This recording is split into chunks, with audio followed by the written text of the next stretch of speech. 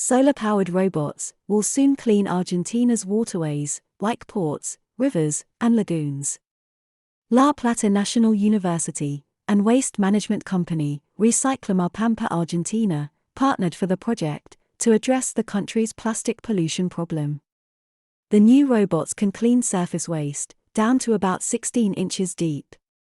It is just the proper depth to round up discarded bags, bottles, microplastics, and even floating hydrocarbons, like those in oil spills, which are the major pollutants in waterways.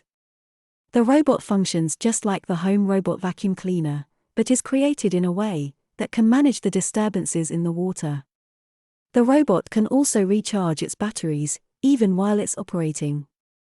Right now, people are hopeful that the new solar-powered robots will be solid warriors in the battle against plastic. Are you hopeful about this innovation too? Let us know what you think.